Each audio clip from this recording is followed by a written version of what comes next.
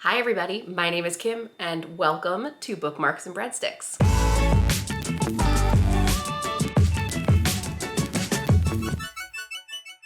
If you can believe it, it's already mid-September, which means we are in the middle of celebrating Latinx History Month, or Latin History Month, sometimes also known as Hispanic History Month.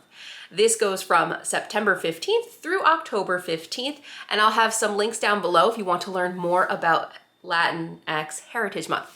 But what I wanted to bring you was 5 recommended reads from Latinx authors or Latinx culinary chefs. So I actually have 3 fiction and 3 nonfiction recommendations for you. All, of course, in the lens of food, because it wouldn't be Bookmarks and Breadsticks without food.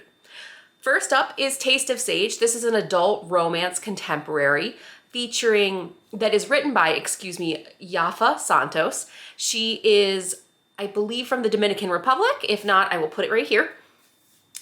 And this is about Lumi, who is struggling with the fact that her first restaurant has closed, which infuses her family recipes with modern fusion.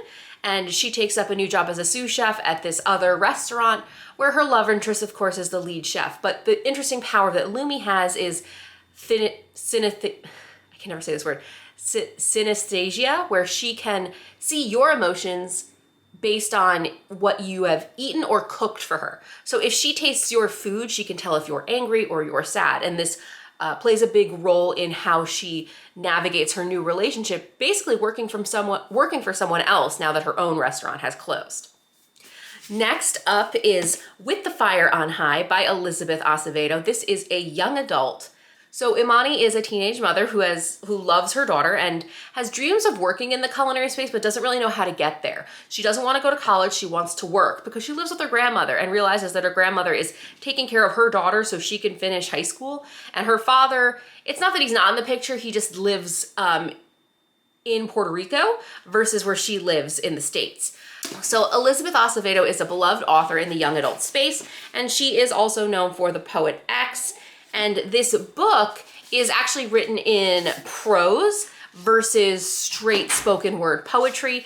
I actually listened to it because Acevedo narrated the book herself, and I thought it was a really beautiful story.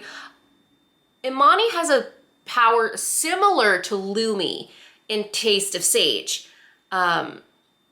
Imani just seems to know what a recipe needs, or can just, she calls it like magic. Her fingers just know what to do. And this comes into conflict as she takes a culinary cooking class in high school to help get her, essentially this is a career kind of job, a career kind of class that would get you ready for like a first job out of high school. And there are lots of rules and food safety practices. So Imani has to struggle with balancing this raw talent she has and what the rules are. And the third fiction book I wanted to recommend to you is Salty, Sweet, Bitter. This is by Mayra Cuevas.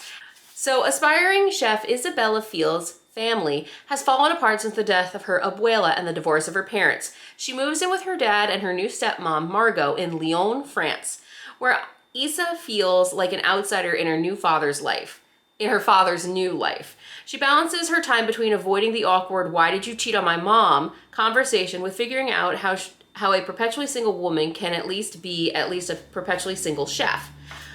The upside of Issa's world being turned upside down, she is now located only 30 minutes away from the restaurant of world-famous Chef Gratard, who runs a prestigious competitive international kitchen apprenticeship. The prize job at Chef Gratard's renowned restaurant represents a transformative opportunity for Issa, who is desperate to get her life back in order, and desperate to prove she has what it takes to work in a haute cuisine kitchen.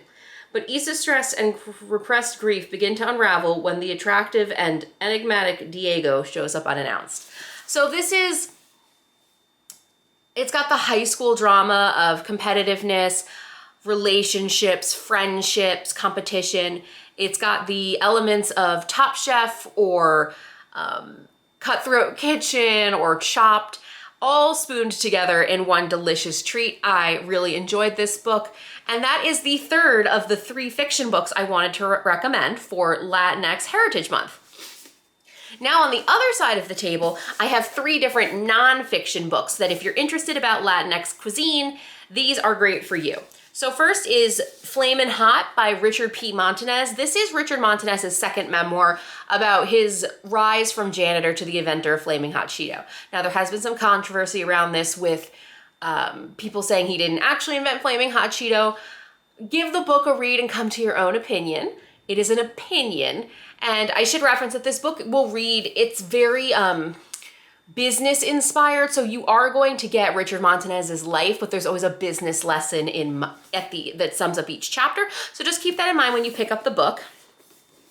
Another is We Fed an Island by Jose Andres, and We Fed an Island is specifically about the one true story of rebuilding Puerto Rico one meal at a time, and this is about the hurricanes after Hurricane Maria ripped through the island of Puerto Rico. Jose Andres essentially got on a flight, maxed out a black credit card. I don't know if you can max out black credit cards actually, and went to Puerto Rico and just started feeding people.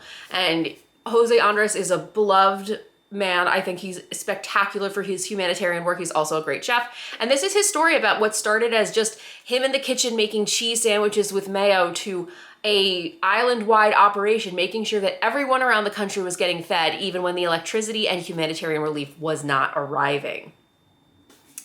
And the final book, it wouldn't be right of me as a foodie booktuber to not tell you about Aaron Sanchez's Where I Came From, Lessons from a Latino Chef. Aaron Sanchez, if you don't already recognize this guy, you might know him as one of the judges on MasterChef, or he did a long stint on the Food Network and the Cooking Channel. And it's a testament to what I love about Aaron Sanchez is where he always is proud of where he comes from. He's proud of being a Latina chef. I actually got this book autographed, just how much I adored this book. And I love that he doesn't forget where he comes from. He tells you about all the stupid mistakes he's made, his close encounters with gang relations, but also how much he gives back. He has tons of scholarship funds to help young men and women in the Latin American community find their way into kitchens, get proper training, and they're taken care of. And it's a really, really wonderful book. I'll read the inside for you.